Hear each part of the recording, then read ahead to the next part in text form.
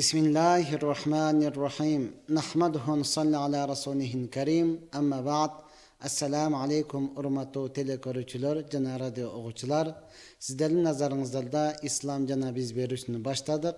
Andaqdan bizdan alıştavasdan 1 soat bo'yi biz bilan birga bo'lingizlar.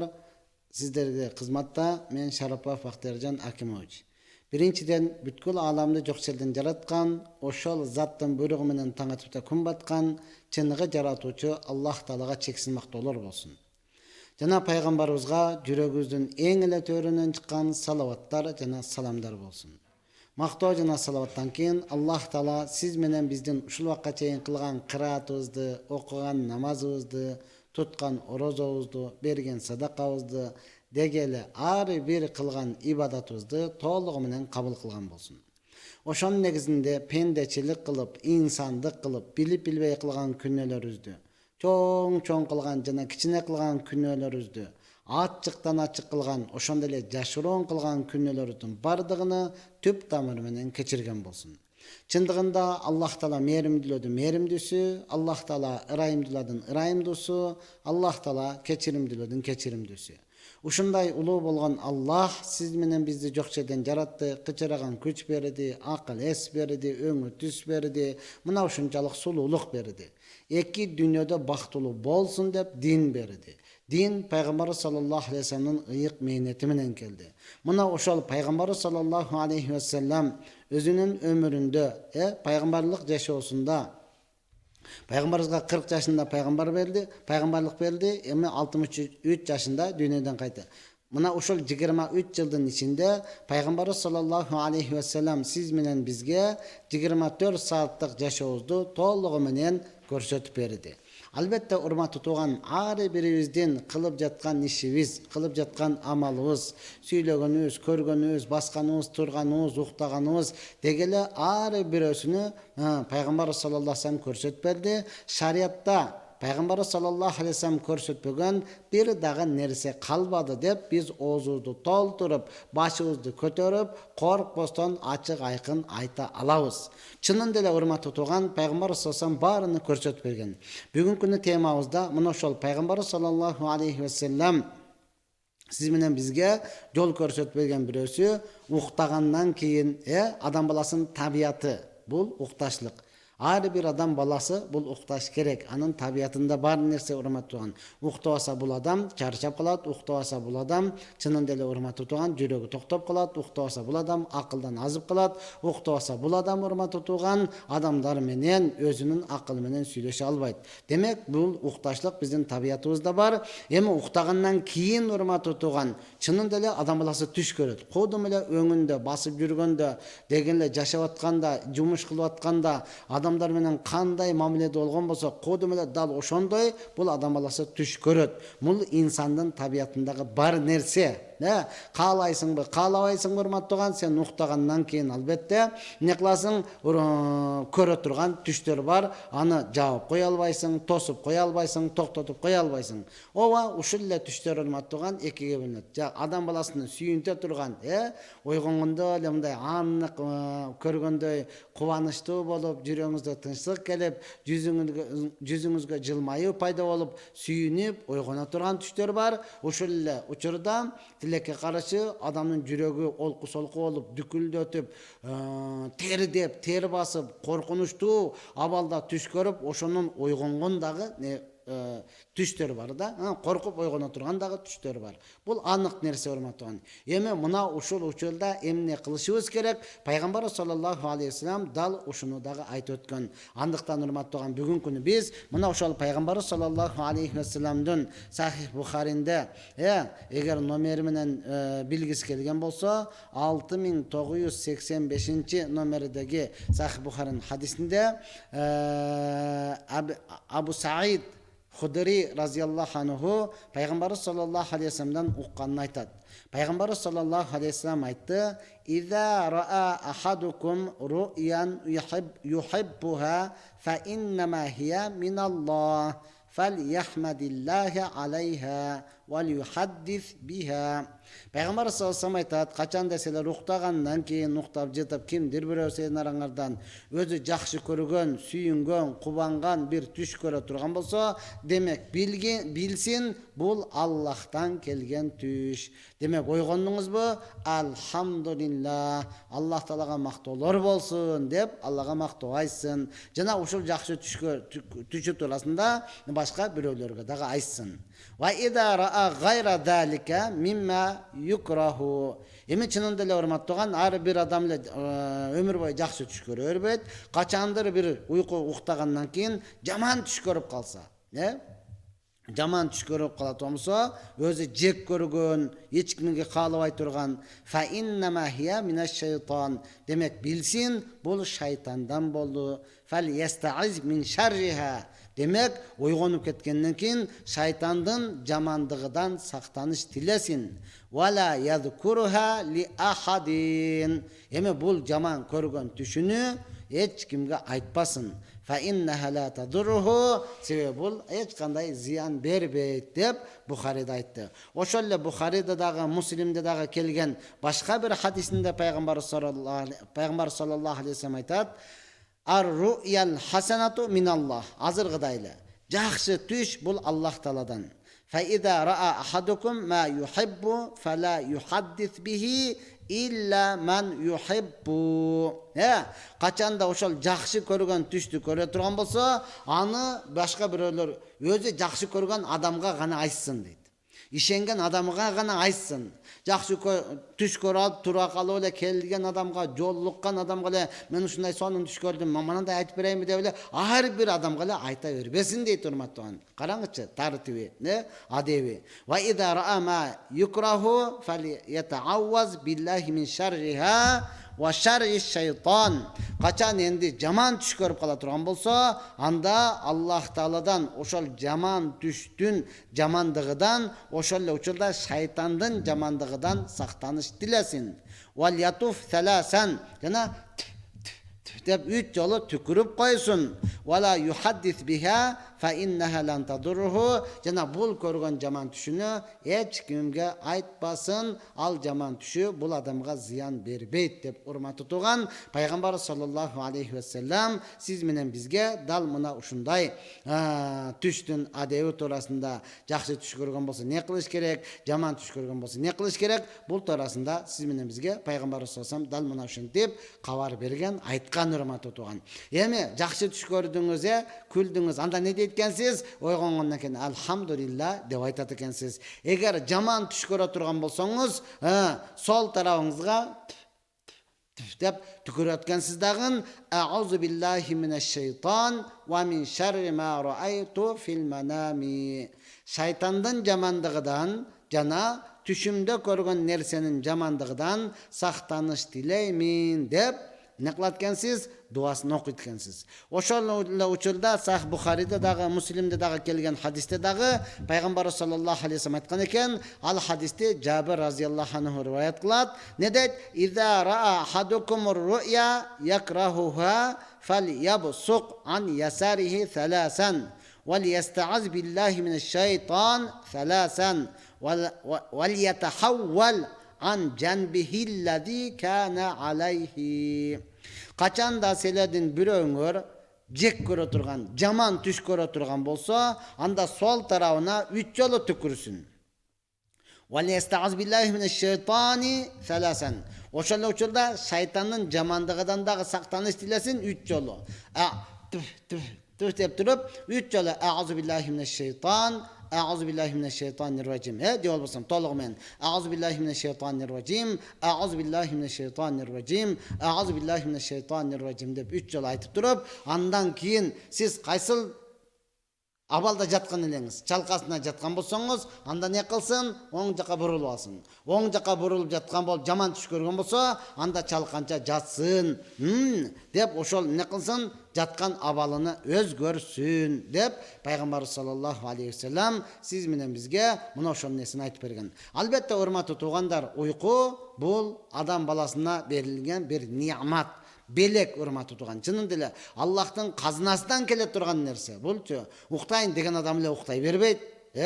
Uykum keldi деген адам эле жатышы менен уктап кала албайт, урматтуу туган. Бул дагы не кылынат? Аллах Тааланын келген белек. Эгер кайсы бир адам уктады, уйкуңуз качып кетти, албетте урматтуу туган, уктай албай эле кыйналып эле ары бери эле оналактап эле таң атып баратат, бирок уйкуңуз жок, эртең менен жумушка кетиш керек, уктай албай атасыз. Анда айтылган экен, Аллах Тааланын не дейт?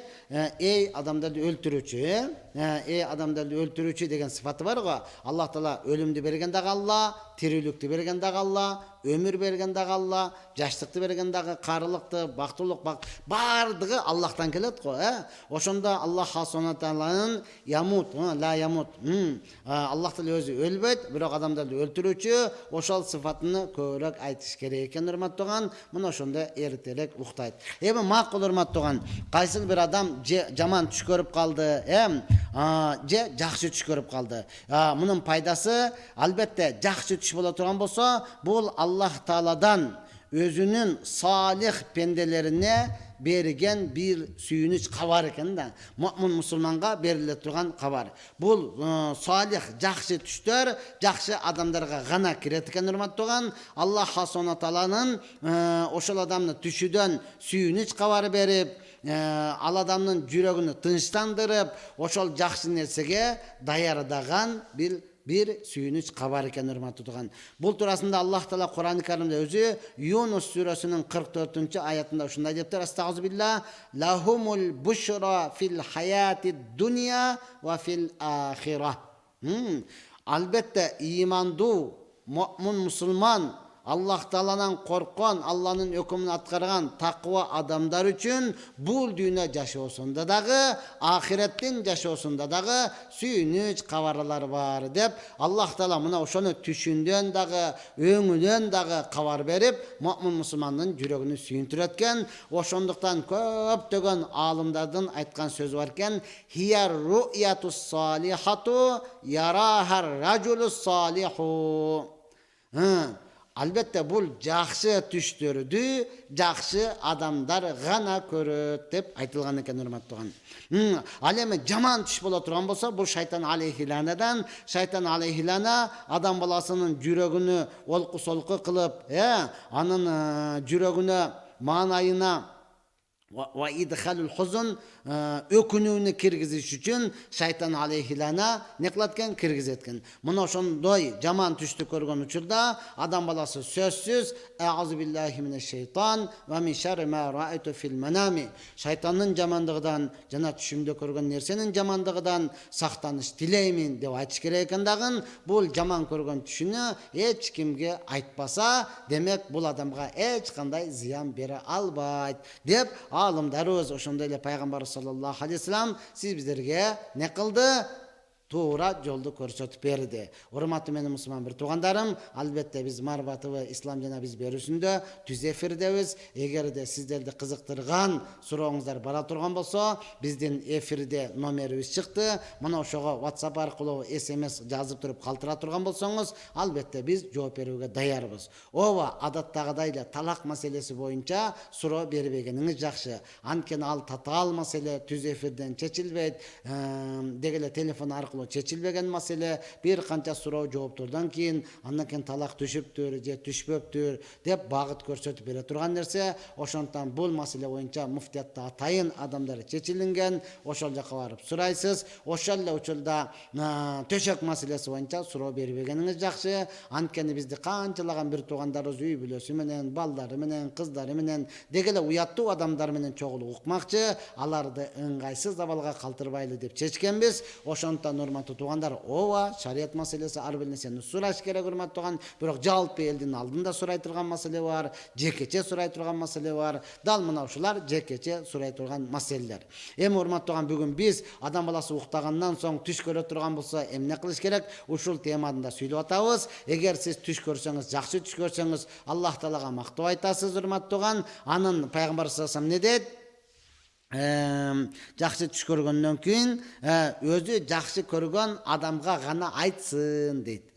Эгер бирөөгө айткыңыз эле келип аткан болсо, ичиңиз жарылып кеткен болупчу, өзүңүз жакшы көрө турган адамга айтсын. Себеби эмнеге? Ар кимге эле айта берсеңиз жакшы түштү, анткени адамдардын дос деген бар, душман деген бар, сизди көрө ала турган бар, көрө албай турган бар.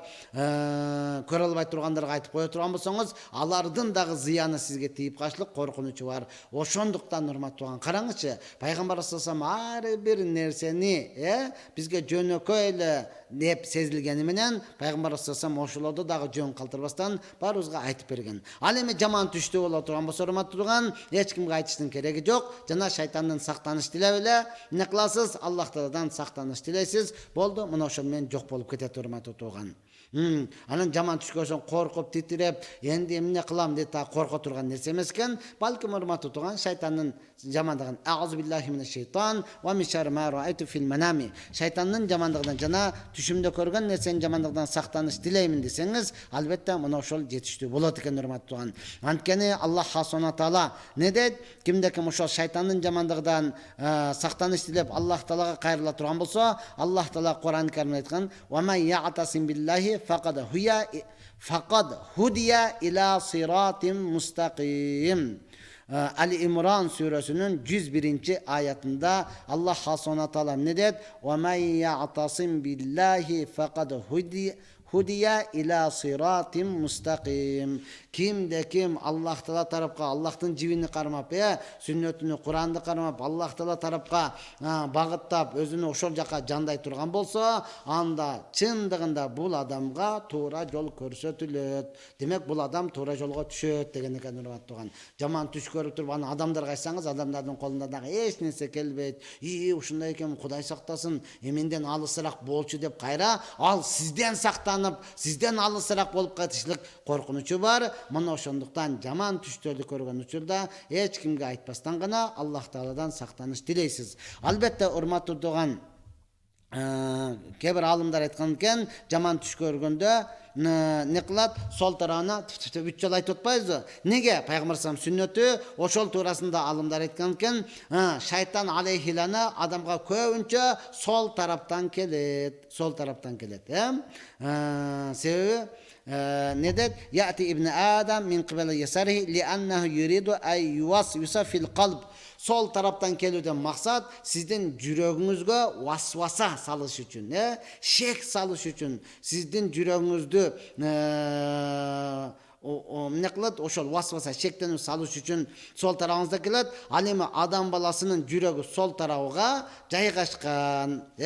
Ошондуктан ал эртерээк жакын болуш үчүн сол тараптан келет деп кээ бир алымдар айткан экен. Албетте, мунун акыйкатын Аллах таала өзү билүүчү. Ya Rabbi, ошондуктан түкүргөндө дагы сол тарапка деп түкүрөт. Эми ал-хамис алла юхаддис ахадам бима ра'a fi manamihi min umurin yukrihuha. Жаман түш көрө турган болсо, эч бирөөсүнү адамдарга айтпасын. Анткени Сахих Муслимде дагы пайгамбар Жабир разияллаху анху айткан экен, бир адам пайгамбар саллаллаху алейхи вассаламга келип туруп, жаман түш көргөндүгү туурасында айтып атат. Я Расулуллах, раайту фил манами каанна раси кутиа. Алланын элчиси, мен түшүмдө ушундай жаман түш көрдүм, кудум эле башым үзүлүп түшүп калыптыр дейт. Башым кесилип калыптыр дегенде пайгамбар саллаллаху алейхи вассалам күлүп туруп айткан экен, качанда шайтан алейхилана түшүңөргө кирип алып силердин бирөөңөр менен ойной турган болсо, ал туурасында эч кимге айтпасын деп. Караңчы, шайтан алейхилана башыңдын үзүлүп калгандагы, колуңдун үзүлүп калгандагы эмне кылып көргөзүп, кудум эле аннык болуп аткандай эле сездирип берет экен да. Ошондой эле бир араби чөлдө жашаган, тоодо жашаган дагы адам келип, куду ушул туурасында пайгамбар саллаллаху алейхи вассаламдан сураган экен. Алланын элчиси, түшүмдө мен ушундай жаман түш көрдүм, менин башым үзүлүп түшүп калды дагы, менден кача баштады дейт. Мен башым үзүлүп түшүп калып, кача баштады, аркасынан кууп жүрүптүрмүн. Бул не болот дегенде пайгамбар саллаллаху алейхи вассалам күлүп туруп айткан экен, башың үзүлүп түшүп калган болсо, анда сен аны кайсы көзүң менен көрүп, анан артынан кубаладың? Шайтан алейхилана түшүңөрдө ойногон нерсени ар бир адамга эле айта бересиңерби деген экен да, урматтуу тууган. Чынында эле карасаң ойлонуп дагы көргөн эмеспиз да, түшүңдө башың үзүлүп түшүп калды. Демек көзүбүз башыбызда да. Анан сен башың жок кайсы көзүң менен көрүп, аны кубалап кетип атасың. Демек бул шайтан алейхиланан эле сенин жүрөгүңө васвас алып келип, бир коркунучтуу нерсени алып келген кербези, андыктан мындай жаман нерселерди эч кимге айтпагыла деген экен. Чынында эле урматтуу тууган, бул нерселерди мурда биздин чоң энелерибиз, чоң аталарыбыз уккан болсо керек, анан чоң энелерибизге, чоң аталарыбызга, тай аталарыбызга барып туруп, жаман түш көрдүм, айтып берейинби десең, не дейт эле? Түшүң түлкүнүн богу деп коет эле да. Укусу дагы келбейт. Ал деген сөз урматтуу тууган, ушул хадистерди бизге толугу менен жеткирип бара албастан эле, демек эч кимге айтпаш экендигини мурдатан эле чоң аталарыбыз, чоң энелерибиз билген экен, урматтуу тууган. Демек Аллах субхана таала ар бирибизге уйку өзүнүн казынасынан берип, ошондой эле жакшы түштөрдү көрүп, жаман түштөрдөн алыс болууну Алла таала ар бирибизге насип кылган болсун. Урматтуу менин бир туугандарым, албетте бүгүн биз кичине сабабыбызга мына ошол түшүбүздө көргөн нерсени эмне кылышыбыз керек экен, жакшы түш болсо кимге айтыш керек, жаман түш боло турган болсо кимге айтпаш керек экен дагы эмне кылдык, айтып өттүк. Ошондон урматтуу менин мусулман бир туугандарым, пайгамбар саллаллаху алейхи вассаламдын сүннөт жолуна түшүп, Куран хадиске түшө турган болсок, ар бир нерсе бизге айтылган, жол көрсөтүлгөн, жүрөгүңүз тынч болот, эч кандай коркунуч жок болот. Аллах субхана таала ар бирөөбүздү пайгамбар саллаллаху алейхи вассаламдын сүннөтүнүн негизинде жашаганга насип кылган болсун, урматтуу тууган. Биздин алгачкы суроолорубуз келип түштү. Ассаламу алейкум, кичинекей бала катуу коркуп калса эмне кылуу керек дейт. Албетте дем салып коюш керек, урматтуу тууган. Сөзсүз аны имамга апарып, молдого апарып, бир карекелерге апарып дем салдыруу шарт эмес. Өзүңүз эле Фатиха сүрөсүн билебиз да бардыгыбыз, Алхамдулиллахи роббил аламин Фатиха сүрөсүн окуп, шүф деп дем саласыз, 7 жолу дем саласыз дагы, анан Ихлас, Фалак, Нас, Кул фуаллаху ахад, кул аузу бираббин фалак, кул аузу бираббин нас. Ушу сүрөлөрдү окуп туруп, дем салып коесуз. Кудай буйрса баары жакшы болот. Анан чынында эле урматтуу апаптап кой деген нерсе бар да биздечи, бул шариатка каршы эмес. Апаптап бетиге суу чап, учуктап коет го. Учуктап койсо да шариатка каршы нерсе эмес, урматтуу. Биздин адатыбызда бар нерсе. Албетте бул арабтарда дагы болгон. Арабтарда дагы бир адам каттуу коркуп кала турган болсо, аларды кийизге ороп коюшкан да. Пайгамбар саллаллаху алейхи вассалам Хира үңкүрүндө ибадат кылат эле, Жабраил периштени эң биринчи көрүп, Жабраил периште келип кысып, окугун деп айтканда анан коркуп түшөт эмеспи? Я айюхал муддассир деп ошондой кылган да, кийизге оралып жаткан адам тургун депчи. Алар да кийизге ороп коет. Бизди апаптап коет, урматтуу тууган. Боло берет, шариатка каршы эмес. Я Rabbi, ассаламу алейкум, багымдат намазын окуп эле, башкасын окубаса намазы өтөбү дейт. Өтө берет, урматтуу тууган, багымдат өтөт, демек 4 мал. Багымдат кандай фарыз болгон болсо, калганы дагы дал ошондой фарыз. Намаздын бардыгы бизге 5 мал намаз бирдей фарыз, урматтуу тууган. Багымдатты баштадыңызбы? Демек сиз эң кыйынын окуп атат экенсиз. Калган 4-өө оңой да. Анткени багымдат, урматтуу тууган, пайгамбар саллаллаху алейхи вассалам айткан, мунафыктар гана не кылат? Багымдат маалында уктап калат. Эң оор намаз багымдат намазы. Себеби уйкудан туруш керек да, уйкудан туруш керек. Демек сиз аны окуп атасызбы? Демек бир аз эле кыймылдап койсоңуз, бир аз эле аракет кылып койсоңуз, калган 4-өө ушул багымдатка эле окшош, урматтуу тууган. Аларды дагы окуп кетесиз. Накол албетте багымдатыңыз өтө берет, бирок мына 4-өө сизге карыз болуп кала берет. Сиз күнүгө 5000 карызсыз да, күнүгө 5000 карыз. Ошон 1000 сом эле төлөп атасыз. Не болот? Өтө берет, бирок 4000-и күндөн күнгө көбөйүп атпайбы? Ошондон карызыңызды көбөйтпөстөн аларды дагы баштап алыңыз. Алла таала өзү жеңилдик берген болсун. Эл аралык аэропортто магриб окуган жамаатка жаңылып кошулуп иша намазды окуса өтөбү дейт. Жок, урматтуу тууган, сиз магриб кандай эл аэропортто адамдар Maghrib Şam'da okуп атабы, siz дагы Şam деп эле келип кошулдуңуз. Бирок ниетиңизде иша куфтан деп алган болсоңуз, анда эч нерсе болбойт. Намазыңыз өтө берет. Булар Şam окуп аткан учурда siz ойлопсуз куфтан болуп калды деп окуган болсоңуз, анда өтпөй турма тутуган. Куфтан деп уюп атасыз. Булар Şam окуп атат, анда өтпөй калат. Ооба, адам баласы сиз Şam деп эле келдиңиз. Бирок тилиңизде куфтан деп ниет кылып алыпсыз, намазыңыз өтө берет, эч нерсе болбойт. Саламатсызбы? Түшүндө бир нерселерден коркуп, сүрөлөрдү окуп атса, түшүндө. Анан уландысы жокпу? Түшүндө бир нерседен коркуп сүрөлөрдү окуп аткан болсоңуз, анда сиз эң такыба адам экенсиз. Анда машалла, сиздин жүрөгүңүздөн Куран чыккан, жакшы адам экенсиз. Демек анда сиз өңүңүздө Куранды көп окуңуз, кайра окуңуз. Аллах Тааладан берген, Аллах Тааладан келген, жакшы түшкөн го, Бир нерседен коркуп Куран окусаңыз дагы, демек түшүңүзгө киргизип атабы, Аллах Тааладан берген сизге бир башарат, бир жакшы туура көргөзмө. Демек Куранды көбүрөөк оку деп, сиздин Куран окушуңузду Аллах Таала каалап жаткан учур урматтаган, Куранды көбүрөөк окуңуз. Ассаламу алейкум устаз. Азыр бизде иманда жүргөн эле апалар, кайнелер келинге атаандашып, эскиликтерин кое беришпей, ошонун айынан көп үй бүлөлөр тынчылык жок.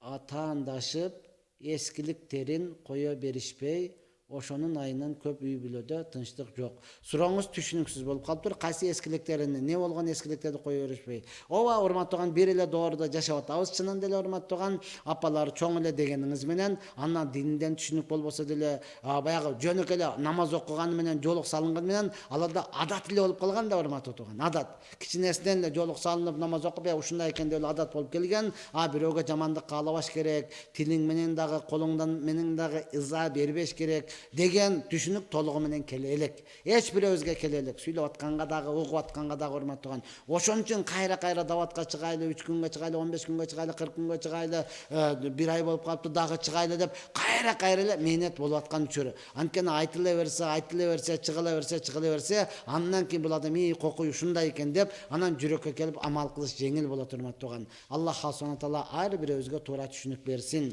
Башка адам мен жөнүндө жакшы түш көрсө, ошол адамга не кылыш керек деп эч нерсе кылбайсыз. Рахмат деп эле рахматыңызды айтып коесуз. Урматтуу тууган, ал боюнча эч нерсе. Албетте сиз боюнча жакшы түш көргөн болсо, рахмат, Алла ыраазы болсун деп кичинекей белек берип койсоңуз дагы жакшыраак болот урматтуу. Эми көбүнчө эле мына ушундай да колуңузда бар же болбосо бир нерсе болот болсо, бизде мына ушундай.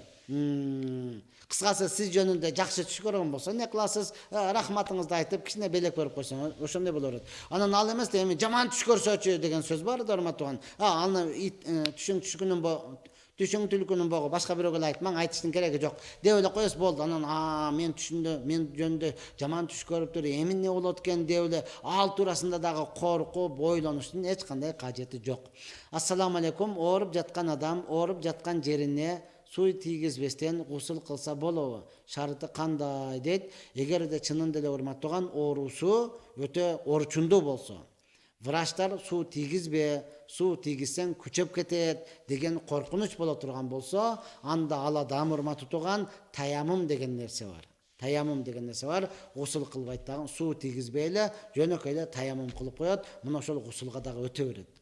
Эми оорусуну караш керек да, өтө орчундуу болуп, чынында эле суу тийсе күчөп кетип өлүп калышы коркунучу бар болсо. Ооба, пайгамбар саллаллаху доорунда дагы согушта бир адам баштан жаракат алат. Суу тийгизбеш керек болчу. Анан бирөөдөн ал дагы динге жаңы келген, бирөөнөн барып ушунда башында жаракатым бар, бирок мен эмне кылам, гусул алыш керек болуп калды. Эмне кылайын десе, сен жуунушуң керек дейт. Жууну алып башыга жаракат суу тийип калтырып, ошонун кесепетинен өлөт. Өлгөндөн кийин пайгамбар саллаллаху айткан, муну сен өлтүрдүң деген, урматтуу тууган. Анткени ага таяммум кылып койсо болор эле да. Дал мына ушундай. Эми анын оорусуну караш керек. Кандай оору? Мына ошону карап туруп, ошонун негизинде анан таяммум кылса боло берет. Ассаламу алейкум. Өзүм намазга бекеммин. Даватка чыгам. Ал жакта нас чекпейм. Үйгө келсем кайра чегип алгам. Кантип таштайм дейт. Урматтуу тууган, оңой эле чекпей эле койсоңуз, даватта кандай чекпей жүрө аласыз? Намазга бекем экенсиз, урматтуу. Эркиңиз бар экен. Сизде максат эле жок экен да. Максатыңыз жок экен да. Данышмандар айтат, сени Сен душманыңның көптігінен жеңілген жоқсың. Мақсатыңның жоқтығынан жеңіліп атасың депчи. 3 күнге шыққанда чекпей қойсаңыз, демек үйге келгенден кейін чегіп алсаңыз, сіздің ал жаққа шығып жатқанда мақсатыңыз жоқ екен де, урматтуу туған. Мақсатыңыз, күчіңіз жетет екен 3 күнде даватта, чекпей қойат екенсіз. Демек өмір бойы чекпей қойғанға дағы күчіңіз жетет. Қачан сізде толық мақсат болса, болды, мен өмір бойға мұндай жаман мусор, пласт нәрсені оозума салбаймын деп чечкен болсаңыз, батылы таштап қоясыз, урматтуу туған. Аллах Таала өзі жеңілдік берсин. Ассаламу алейкум устаз, менде суроо бар эле. Мен жолук кие электе эле ниетим никап болчу. Бирок апам бул чоң жоопкерчилик деп айткан. Азыр ойлосом чын эле ошондой экен. Азыр медреседе окуйм, дагы деле ниетим бар. Бирок ата-энемдин туугандары уруша берип, мени кысып коюшабы деп ойлойм. Сиздин оюңузду уксам болобу дейт. Ниетим никап болчу, бирок апам бул чоң жоопкерчилик деп айткан. Эч кандай чоң жоопкерчилик эмес, урматтуу туган. Бул Аллах Тааланын бизге берген өкүмү, буйругу. Ооба, пайгамбар саллаллаху алейхи вассалам айткан, кыяматка жакын динди кармашлык колго чокту кармаган менен барабар деген да. Азыр колуңузга чок кармап тура албайсыз, күйүп кетет. Коюп коюңсаңыз өчүп калат. Чок деп сактап калыш керек болчу да. Сактап калыш керек болчу. Аны калмай десеңиз колуңуз күйөт. Коюп койсоңуз өчүп баратат. Азыр жолук никап салышык дал мына ушундай да. Салайын десеңиз, урматтуу туган, туугандарыңыз каршы чыгат. Салбайын десеңиз, Аллахтын буйругу турат. Эми кайсынысын кылышыңыз керек? Албетте Аллахтын буйругу жогору турат, урматтуу туган. Аллахтын буйругу жогору турат. Мына ошондуктан медреседе окуп аткан болсоңуз, өзүңүз түшүнөсүз. Болбосо медреседе окуп аткан болсоңуз, фих мухтасар бар, Канзи Дакайык бар, Мухтасарул Кудри бар, Хидая бар, фих китептен бардыгын караңыз, хор аял затынын бардык денеси аврат деген. Илла ваджхаха, бир гана бети, ва каффайха, эки алаканы, ва кадамайха, эки буту гана намазда аврат эмес. Ал жерде намазды айтып атат, урматтуу туган. Мына ошондуктан Аллах Таала иманыңызга күч кубат берсин. Бул Аллах Тааланын сизге берген өкүмү, буйругу. Албетте буйрукту аткара турган болсоңуз, сиз максатыңызга жеткен болосуз. Алла өзү жеңилдик берсин. Ассаламу алейкум устаз, убактыбызды кантип тартипке салабыз дейт. Оңой эле, урматтуу туган, азыр мурда тетрадь, ручка алат элек дагы, анан жазат элек, Азыр телефонуңуз деле бар, ошону эле, урматтуу туган, календарга киресиз дагы, убактыңызды ошо жерге эле бөлүп алыңыз. Биз иш план деп коет да. Эртең азыр кеч кирди. Эртең не кыласыз? Ошону эле жазып алыңыз, урматтуу туган.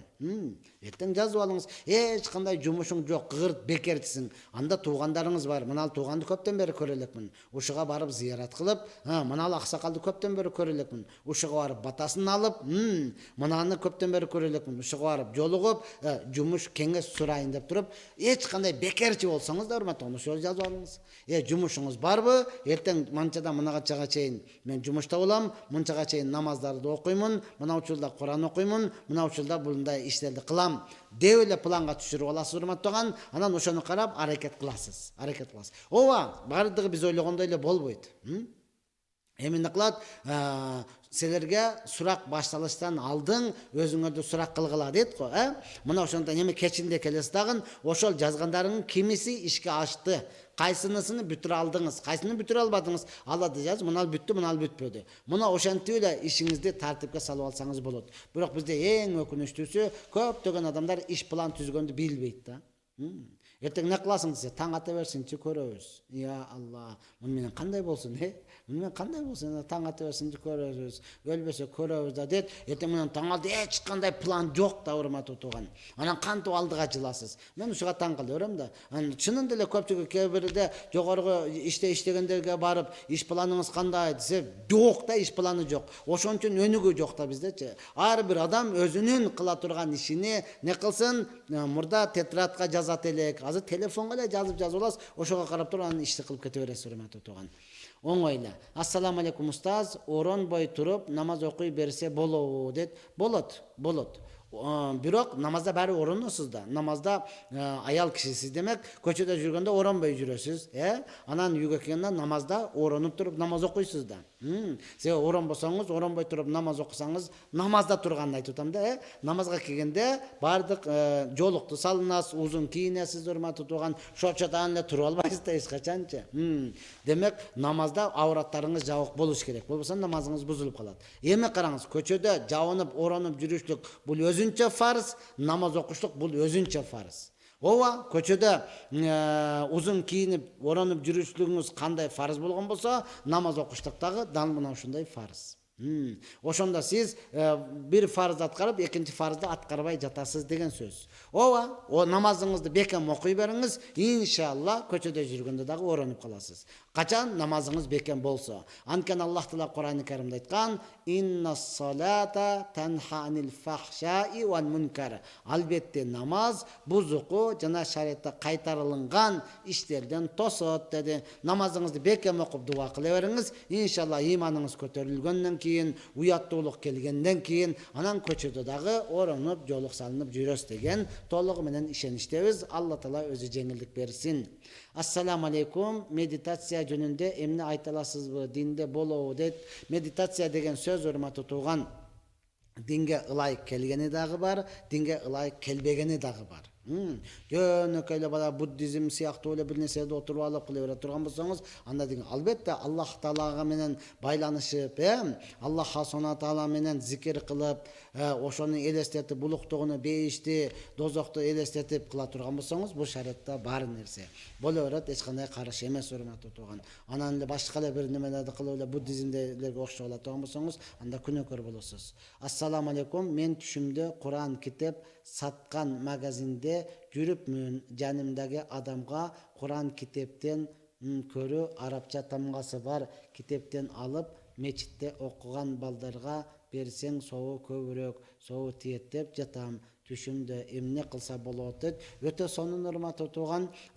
Демек сиз өңүңүздө дагы дават бериңиз. Түшүңүздө бул айткан сөзүңүз бул дават деп коет, урматтуу тууган. Болду, өңүңүздө дагы калган адамдарга айтып, өзүңүз дагы ошого амал кыла бериңиз, Куранды көбүрөөк окуңуз, урматтуу тууган. Анан мечиттерге дагы ошол китепти берип, бүгүн биз китеп белек кылса, кодум эле бир жөнөкөй эле нерсени белек кылгандай эле сезим келип калды да. Китептен бир канча алыстап кеттик, урматтуу тууган. Ошондон китеп бул, урматтуу тууган, илимдин булагы. Китеп менен дос боло турган болсоң, урматтуу тууган, сизди туура жолго баштайт. Качан ошол туура китепте да окуй турган болсоң да, анан каттама дегенге окшогон гезит, ошого окшогон китепте да окусаңыз, анда болбойт, урматтуу тууган. Албетте Кур'ан, хадис, ошол диний китептерди окуп, кайра-кайра окуп турсаңыз, демек жаңыланып турасыз, алдыга жыласыз. Китептерди бири-бирибизге белек кылып үйрөнүшүбүз керек, урматтуу тууган. Чынында эле түшүбүздө эле эмес, өңүбүздө дагы. Демек түшүңүздө дават кылып атасыз, өтө жакшы түш көргөнсүз. Ассаламу алейкум дамылла. Намаз окуп бүтүп, эми оң жакка салам берип жатканда жел чыгып кетсе, эмне кылуу керек? Намаз бүтөбү, бүтпөй калабы дейт. Урматтуу тууган, албетте ал-хуруджу бисунайхи деп коет го. Намаздан өз ыктыяры менен чыгышлык дагы бул фарыз да. Демек сиз салам бере электе эмне кыла, жел чыгып кетти, дааратыңыз сынды, сиз кайра барасыз дагы даарат алып туруп, анан эч кимге сүйлөбөй барып даарат алып келген болсоңуз, ошол жерден кайра салам берип коесуз, урматтуу тууган. Келип отурупчу, анан барып бүтөйүн дегенде дааратым сынып калбадыбы дейт турган болсоңуз, анда кайрадан баштайсыз. Ошондой учурларда кээде убакыт таар болгон болот, дааратыңыз жел чыгып кетти, унчукпай барып эле, эч кимге ишара кылбай эле, бирөө не болду десе эле унчукпай эле барып, даарат алып кайра келип туруп эле, ассаламу алейкум рахматулла, ассаламу алейкум рахматулла деп салам берсеңиз, намазыңыз толук болуп эсептелет. Ассаламу алейкум. Жаман ойдон кантип арылса болот? Жакын адамдарыбызды намазга кантип чакырабыз? Кадимкидей эле, урматтуу тууган, жаман ойлор келип калган болсо, аузу биллахи минеш шейтанир раджим. Ушул сөздү көп айтасыз, Аузу биллахи минеш шейтан. Жаман ой бул шайтандан келет. Васваса кылат. Ошо сөздү айтасыз, ошондо деле болбой эле жаман ой келип жатат болсо, отурган жериңизди алмаштырыңыз. Ал жерден жылып кетесиз. Отурган болсоңуз туруп кетесиз, туруп турган болсоңуз ал жерден жылып кетесиз, урматтуу тууган. Анан жаман ойдон кутуласыз. Ошондой эле калган адамдарды кадимкидей эле намазга чакырууда намаздын пайдаларын айта бересиз. Намаздын пайдаларын айта бересиз. Деги эле, урматтуу тууган, намаздын пайдаларына, адам баласына берилген ден соолукту айтасыз. Карап коюң, коркутучлук, намаз окусаң дозокко түшүп каласың. намаз оқысаң іштерің жүрішпей қалады деп айтып қорқытып намазға алып келу жоқ. Бұл чыныгы дават емес, урматтаган. Фазаил амал деп коет. Намаз оқый турган болсаң, машалла, Аллах Таала жүзүңүзгө нур берет. Намаз оқый турмасаң, карыздан кутуласың. Намазды тургузган адам динини тургузуптур деп фазилетин айтып бересиз. Анан караң, намаз окубай калсам дозокко түшөт экенмин, намаз окубай калсам иштерим жүрүшпөй калат экен, карызым көбөйүп кетет экен деп коркуп намаз окушлук бул кулдардын сыфаты. Намаз оқысам жолым ачылат экен, намаз оқысам ишим жүрүшүп кетет экен, намаз оқысам таза жүрөт экенсиң деп окушлук бул соодагердин сыфаты. Мага көз берди, кол берди, мына ушунча ден соолукту берди. Жегенге, ичкенге баардыгын берди. Көзүм акта, караны карадай көрүп атат. Тиштерим оорубай, ар бир тамактын дамын татып атам. Колдорум баардыгы өз ордунда иштеп турат. Ушунчаны берген Аллага шүгүр деп намазды окушлук бул чыныгы мусулмандын сыфаты. Момун мусулмандын сыфаты. Мына ошондон урматтаган, бул намаз жөнөкөй эле нерсе эмес. Пайгамбар саллаллаху алейхи намазды көздүн карегине салыштырган. Көздүн карегиндей сакташ керек деген сөз да. Нама пайгамбар саллаллаху алейхи өлүм төшөгүндө жаткандагы намазга бекем болгула, намазга бекем кайра айтып өткөн. Бул намаз инсан менен Аллахтын ортосундагы байланыш өрмөтүп турган. Мына ошондон намазды ар бир адам окуш керек. Ушуга калган адамдарды дагы сөзсүз ушу сөздөрдү айтып чакырасыз. Ассаламу алейкум, частный мектепте иштейм. Кээ бирде сурабай тактабай эле штраф кошулат. Администрация менин акыма кирген болобу же болбойбу? Эгер несправедливо болсо дейт. Албетте адилетсиздик болгон болсо сиздин акыңызга кирген болот да, урматтуу тууган. Ал штраф салганда ал сөзсүз айтылыш керек. Анан туруп эле нарагы жетпей калды, анан акча кем болуп калды, анан сенга салып койду, кандай болбойт, урматтуу тууган. Эмне штраф кылды, сөзсүз айтылыш керек. Айтпай эле баягы өзүнүн чоңдугуна салып, айтпай эле, урматтуу тууган, сизден алып кое турган болсо, адилетсиздик болсо күнөөкөр болот. Сөзсүз кыямат күнүндө жооп берет сиздин акыңызды жегендиги үчүн. Башкалардыкы эле дал мына ошондой, урматтуу тууган. Эмне штраф кылганын билиш керек да. Азыр алхамдулилlah бизде машина деп атсаң камера, мурда билбейт элек да. Азыр камераны касаң кайсы саатта, канча скоростта кетип атканың эмне нарушение болду, ошого чейин келет. Сен дагы ыраазысың да, урматтуу тууган. Ушундай болуп калган турбайбы деп туруп, унчукпай төлөйсүң. Дал мына ошондой эле, урматтуу тууган, эмне кылганыңыз боюнча ал сөзсүз маалымат берип туруп, ошонун негизинде анан штрафты алыш керек. Ошол эле учурда эрежени жазып коюш керек. Мына штрафты кылсаң мынча сом, бул штрафты кылсаң мынча сом.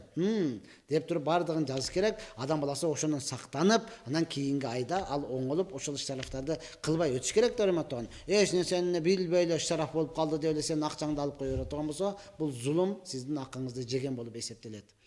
Каза намаздын убактысы түшүнө бербейм. Бир нерсени көлөкөсү эки түшүп калса деген сыяктуу так убакытты как можно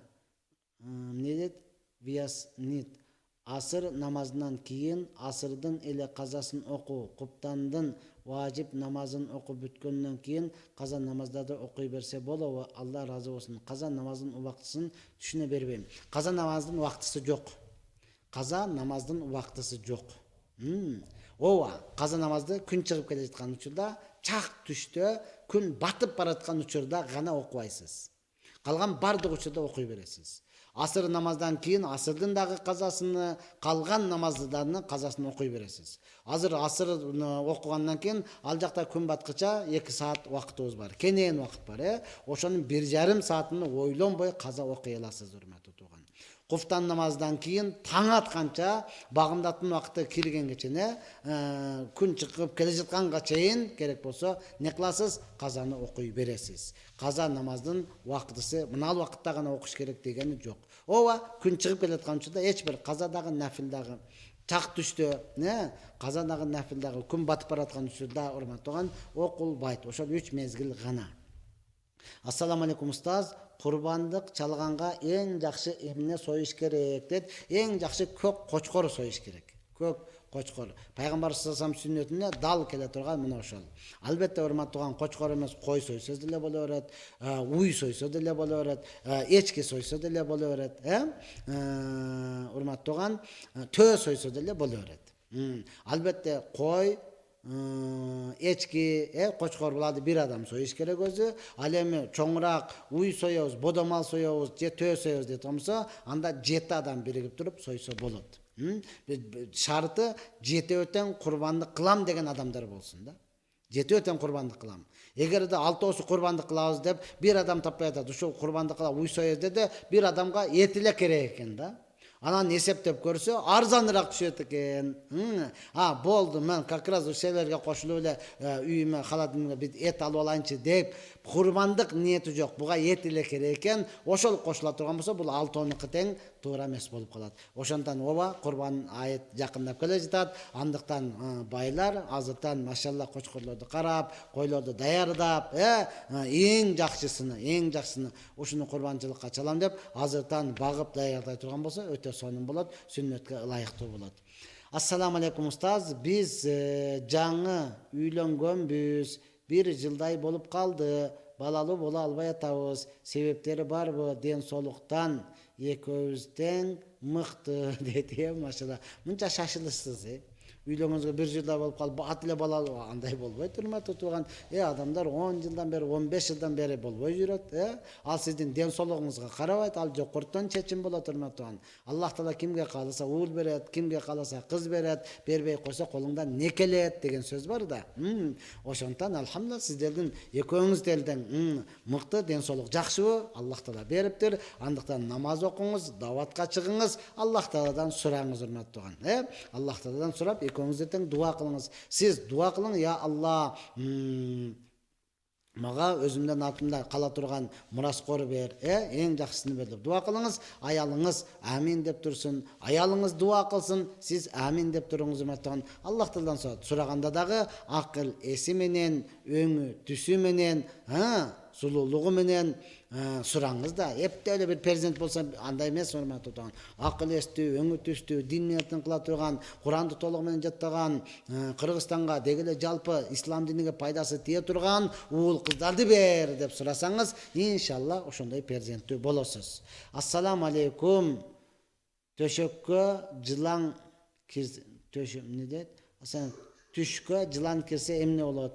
Түшкө жылан кирсе, урматтуу, шайтандан болгон болот. Эч нерсе болбойт. Албетте түшүңүзгө жылан кирсе, жылан бул байлыктын белгиси деп коет, Байлыктын болот, жеткен бай болосуз, жакшылыкка жоруйсуз, урматтуу. Түшүңүзгө жылан келет болсо, бай болосуз. Өткөндө дагы бирөө айттылар да, түшүмдө жылан көрдүм, не болосуз десем, бай болосуң десем, жок, башкача кирди дейт. Кандай кирсем, мойнума мындай оролуңуз бөлө кысты дейт. Байлык мына ушундай кысат, урматтуу. Бай болсом мен жырга жүрөм дей албайсыз. Байлык менен ошондой кысат. Кыскасы, урматтуу, жакшы түш көрсөңүз не кыласыз? Жакшылыкка жоруйсуз, алхамдулилlah айтасыз. Жаман түш көрүп өзүңүз коркунучтуу сезип аткан болсоңуз, аузу биллахи минеш шейтан ва мин шарри ма раайту фил манами. Шайтандын жамандыгынан жана түшүмдө көргөн нерсенин жамандыгынан сактаныш тилеймин дейсиз. Болду, эч кандай коркунучтун кереги жок. Урматтуу туугандар, менен анан үйүнү жазганда у кылып жазсаңыздар бизге чөт. Сизде урматтуу тууган бар экен, бизге ал жок болгондуктан бизге суроо белгиси менен түшүп калат дагы, окуганга бир аз ыңгайсыздык жаратат. Ошондой болсо дагы аракет кылып окуп кеткен аракетин кылып атабыз, иншалла. Ассаламу алейкум устаз. Балдарды Кыргызстанда кайсы медреседе окуткан жакшы дейт. Медресенин бардыгы эле окуткан жакшы, урматтуу тууган. Өзгөчө албетте Бишкекте боло турган болсоңуз, Бишкекте мына Ленинградский молодой гвардия деп коет. Ал жерде Максат устазыбыздын медресеси бар, урматтуу. Ал жерде окусаңыз болот. Болбосо мына Көлмөдө медресе бар. Көлмө айылында медресе бар. Ал жерде окусаңыз болот. Арчебечикте бар. Ал жерде окусаңыз болот. Ак өргөдө бар. Бул жерде окусаңыз болот. Восток Бият жакта бар. Ал жерде окусаңыз болот, урматтуу тууган. Мына ошолорду тандап окусаңыз болот. Ассаламу алейкум. Намаз окушка кандайдыр бир күч бар. Намаз окутпайт. Кандай дуа окусак болот? Астагфирулла, ла илаха илля анта субханака инни кунту миназ-залимин дегендерди көп окуңуз. Эч кандай күч жок, бул жерде күнөө гана бар. Hech qanday kuch yo'q. Namoz o'qitmay qo'ya turgan sizni bir kuch turtib tura turgan yo'q. Siz kunokörsiz, namozga yaqinlatmayli ata turma turgan. Oşol anda bir tan qalışın. Oşondan astagfirullah. Ya Allah meni kechirgin. La ilahe illa ente subhaneke inni kuntu minaz zalimin. Ya Allah men özüm gana zulümdük kılıp atam. Namazga barбастан, namaz оқыбастан, мешітке кірбестен өзім гана zulümdük kılıp atam. Ya Allah meni kechirgin deb көбірек кечирип сураңыз. Албетте күнөдөн да калысыраак болуңуз урматтуу. Анан даратталып эле жай намаз алып үстүгө чыгып алсаңыз болду. Эч кандай күч жок. Намазыңызды окуп баштай бересиз. Ассаламу алейкум устаз. Менин жашым 13тө. Бирок телефондон башым чыкпай жатат. Убактымды башкара албай жатам. Telefonga azgırıp emne kılsam bolot deyip telefondu жерге bir çabыңız dağın jönököy байланыша турган телефондар. Ошону алып алсаңыз башыңыз бат эле чыгып кала турматыган. Анан айфонду чөнтөгүңүздө bir тыйын жок. Жашыңыз болгон 13 жашта анан айфонду көтөрүп алып өзүңүз маршруткада жүрсөңүз, айфонду көтөрүп автобуста жүргөн боло турган болсоңуз, анан кантип чыксын урматтаган. Албетте анда адам баланын нафсиге жага турган нерселер көп да. Нафсиге жагадан карап эле мушуну көрөйүн деп эле кете бересиз. Аны жерге bir чабыңыз, bir жерге bir чаба албай кымбатыраак да акчалуу да десеңиз, анда башка бирөөгө сатыңыз дагы жөнөкөй эле байланыша турган телефон бар, Алло, каяктасың, мен бияктамын, жакшы жүрөсүңбү деп турган, сүйлөшө турган телефон. Ошону алып алсаңыз, анын ичинде эч нерсе жок. Анан башыңыз бат эле чыгат дагы, китепке башыңыз кирип, мектепте жакшы окуп аракет кылыңыз. 13тө боло турган болсоңуз, сиз келечегиңиз алдыда. Көбүрөөк окуңуз. Макул, азыртан телефонго кирип кетсеңиз, телефонуңуз курсаңыз да тойгозбойт. Аны билет кайрадан ачырат. Телефонуңуз сизге пайдалуу нерсе алып келбей турмактан, убактыңыз текке кетип атат, Мына ошондон сиз өтө сонун жакшы сурооду бердиңиз. Телефонду алмаштырың. Эң жакшысы телефонуңузду алмаштырып, жөнөкөй телефон алып алыңыз, болду урматтаган. Адамдар азыр шуну көтөрөсүңбү, сен деп күлүшү мүмкүн. Сиз азыр көбүрөөк окуп алыңыз. Эртең мектепти бүтүп, окуу жайды бүтүп алгандан кийин, анан каалаган телефонду керек болсо эки жагыңызга жаңы чыккан телефондорду салып аласыз. Ошол учурда анан берги досторуңуз жумуштан башы чыкпай отурган болот урматтаган. Ассаламу алейкум. Аял киши эч ким жок жерде сыртынан Куран китеп окуса болобу. Сонун болот. Эмне үчүн болбош керек урматтаган? Бар болсун, өзүңүздүн туугандарыңыз турат, бир туугандарыңыз бар, махрамдарыңыз бар. Үйдөсүзбү? Бакыр окуй бериңиз, Эмне үчүн болбош керек? Я Алла. Сонун окуганда, бакыр окуганда рахат, жүрөгүңүз нур табат урматтаган. Эч ким жок дегенде, чоочун адамдар болбосун да, сизди окуп, вау, ким болду экен? Ушундай кыз менен жашасаң кандай бактылуусуң деген ойлору келип калбасын да. Ох, ушун үнү нээси ким болду экен деп эле сизди издеп кала турган эркектер болбосун. Албетте сиздин бир туугандарыңыз, ата-энеңиз, жакын адамдарыңыз, инилериңиз, дегеле балдарыңыз барбы? Куранды бакыр окуп үйрөтүңүз. Бакыр окула турган болсоңуз, урматтаган, кыраат чыгат. Бул Аллахтын сөзү, рух келет, эмне кылат? Рух келет деген жүрөгүңүз нуруданат, сонун урматтаган. Айтып бүткүстө, муну окуган адамдар гана түшүнөт. Окуган адамдар. Ошентип окуй бериңиз, сонун болот. Ассаламу алейкум устаз. Эч ким жок жерде музыка коюп, бийлеп, гимнастика кылса болобу? Же күнөкөр болобузбу дейт. Албетте күнөкөр болосуз да, урматтаган. Күнөкөр болосуз. Я Алла.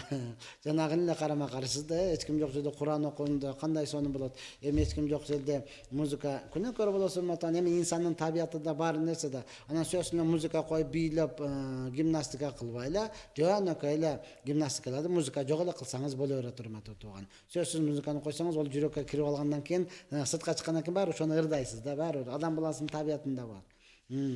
Ассаламу алейкум, кандайсыз дамыла? Менин бир тууганымды машина сүзүп кайтыш болгон. Азыр сот иштери болуп атат. Сүзгөн адамды кечириштин жол жобосун айтып коесузбу дейт. Оңой эле да, урматтаган. Ал атайлап сүзгөн жок. Албетте, урматтаган, эгер мас абалында боло турган болсо, аны эмне кылат? Законго тапшырып коюш керек. Закон өзү эмне кылып алат? Биздин арыз муңубуз жок деп кое турган болсоңуз болду, урматтаган. Анан ар бир адамыбыз бүгүн машинада жүрөбүз. Айта албайбыз да. Өткөндө эле баягы адамдарды сонун жакшылыкка чакырып жүргөн, кыйналып аткандарга жардам берген бир журналист бала бар. Аты эсимден чыгып атат, урматтаган. Бир көздөй эле сүйлөшсөгүн отпайлы, чуркап 5 окуттан өтүп калды. Кулагына наушник бар депчи. Чынын деле урматтуу турган жакшы адам келип деле ал кулагына наушник чукул эле чыга калып туруп, биздин дагы башыбызда барбы жокпу? Эч кимиз айта албайбыз, Кудай сактасын. Мына ошондой эме ал билбей сүзүп алган болсо, үй бүлө менен машалла, демек сиздердин бир тууганыңыздарды Алла жакшы көрөткөн, шахиттин деңгээлинде өлүп туруп урматтуу турган. Анда сонун аны бейиштен жолугасыздар. Ошол эми тагдырга ошентип жазылыптыр. Албетте көргөндө эмне кылат, ачуун келиши мүмкүн. Бул адам баласынын табиятында бар нерсе да. Качанда Хамза разияллаху анхуну вахши өлтүрөт го, өлтүрүп кийин ислам динин кабыл алганда пайгамбарыбыз дагы айткан: "Мен сени кечирдим, бирок мен көзүмө көрүнбөй тур." Неге Хамзаны ойлоп эле өлтүргөн элесте жек көрүп алыштык бар да. Ошондон айтыш керек болду. Алла разы болсун, биз силерди кечирдик, биздин үйгө келбегиле, бизге көрүнбөй тургула деп койсоңуз оңоюраак болот. Аллах таала өзү жеңилдик берсин. Ассаламу алейкум ажеке, кандайсыз? Сизге суроом бар эле. Менде түшүнбөстүк болуп, ачуу үстүндө 3 талак берип салдым эле. Кайра жарашканы болобу же болбойбу? 3 талак бергенден кийин кайра жарашканга болбойт. Ушунчалык эле сүйөт элем, түшүнбөй калдым. Гаңгырбаш экенмин. Эми түшүндүм, көзүм ачылды десин болсоңуз, аялыңыз башка бирөөгө турмушка чыгыш керек. Аны менен жашап, аны менен дагы түшүнбөстүк болуп туруп, андан дагы жообун алып келе турган болсо, андан кийин гана ошону жарашсаңыз болот. Азыр 3 талак берип алган болсоңуз, урматтуу турган, ошондон биз айтабыз, муфтиятка барыңыз, аялыңызды ээрчип алып барыңыз. 3 талак анык түшкөн болсо, анда жашоого жол жок, урматтуу турган. Болбой эле мен сүйүп кетем, өлүп кетем, бул жок болсо асыл өлөм дей турган болсоңуз, анда аялыңыз башка бирөөгө турмушка чыксын, анын дагы мээсини жеп, анан ажырашсын. Ажырашкандан кийин, андан кийин кайра табышсаңыз болот. Мына ошондой. Бул талак, урматтуу турган, эркекке гана берилет, аялдарга берилбейт. Эгер аялдарга берилгенде, ал түшүнбөстүк кылып, күнүгө бизге 5 мал талак бермек да. Сизге берилди. Бул дагы нигмат. Аллах Тааланын сизге бергени, ошону пайдаланып калыш керек. Эми ошонун оозуңуздан чыгып кетти, урматтуу турган, эми сазайы мына ошол. Кайра алам десеңиз, аны башка бирөөдөн алышыңыз керек. Бул сазайы, бул дүйнөдөгүсү. Болбойбу, буга чыдабайсызбы? Анда башкага үйлөнөсүз даган, айла жок жашайсыз. Сенсиз жашай албайм. Баласы кадимкидей сонун жашайсыз, урматтуу турган. Вактынчалык гана болушу мүмкүн. Сонун жашайсыз, жашай аласыз, жашап келгенсиз. Ассаламу алейкум. Кичинекей кыздарга медресе барбы? Каникул учурунда гана болот, урматтуу турган, каникул учурунда гана. Азыр кичинекей кыздарга, кичинекей болгону менен 11-чи деги эле 9-классты бүткөнгө чейин официальный медреселер жок. Айылдын имамыга же болбосо айылда жүргөн жакшы адамдарга барып, өзүңүз тапшырып окусаңыз боло берет. Официальный медресе жок. Ассаламу алейкум таксыр, даратта алып насвай чегип, оозду чайкап алып намаз окуса болобу дейт. Болот, урматтуу турган, бирок кантип өзүңүздүн дитиңиз барат. Ошентип окуган сизге кандай жагат, жийиркеничтүү нерсе, урматтуу. Албетте даратта сындырбайт. Бир кезде чубак устазыбыз айткан эле, урматтуу. Эшектин көңүнө салып алсаң деле даратың бузулбайт, намазың боло берет. Бирок сиз эмнени салып, анан эмне кылып атасыз да, урматтуу. Ошондагы бир ойлонуп коюш керек. Күйөөм биринчи турмушунан 2 кичине баласы бар, экинчи турмушунан 1 кызы бар. Анан болбогон нерсе уюн эле, үйүңө кет деп эле куба берет. Эмне кылсам болот дейт. Мен сени сүйөм, мен эч жака кетпеймин, сенсиз жашай албаймын. Мен мен эч жака кетпейм, мен өлүгүм ушул жерден чыгат. Бул сөздү айтпай койсоң дагы болот деп койсоңуз болот, урматтуу турган. Үйүңө кет десең, анан жөлөнүп эле, анда бийлам сырап алып алсаңыз, ошенте берет да, урматтуу турган. Жок, мен кете турган эч жерим жок. Өзүң менден тажаган болсоң, өзүң кет. Мен ушул үйдө өлүгүм чыгат деп коюңуз болду. Анан башка сөздү айта баштайт. Менин кызым 3 жыл мурун эски мектептин китепканасынан китеп ташып жатып коркуп калган экен. Кулагыма үндөр угулуп жатат деп окутуп жакшы болуп калды эле, бирок азыр анча мынчада дагы кулагыма үндөр угулуп жатат деп жатат. Эмне кылсам болот? Дагы окутуңуз, анан кызыңыз өзү Куранды көп окусун. Куран окусун, өзү намазды баштасын. Макул, бул Аллах Тааладан болгон бир эскертүү.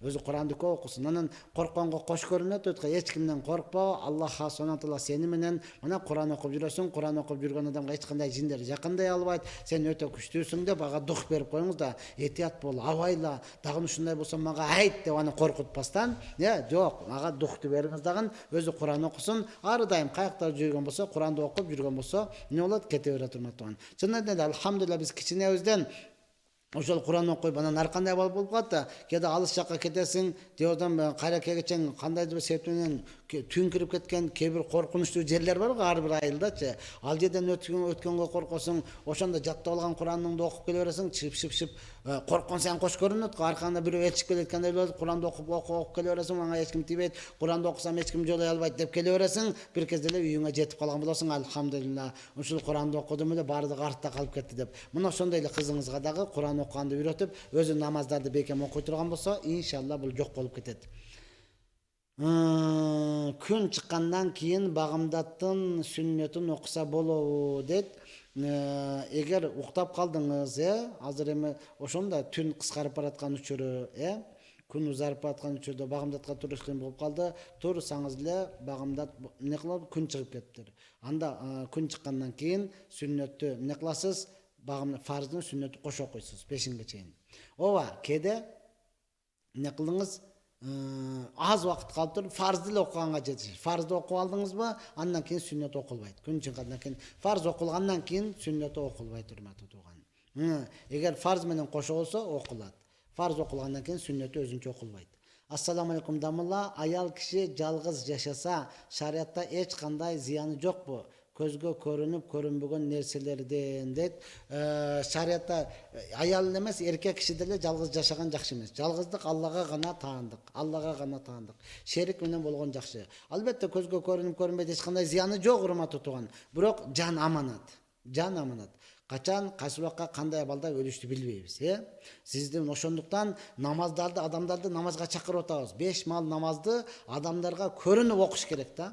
Фарз амалда эч качан рия болбойт.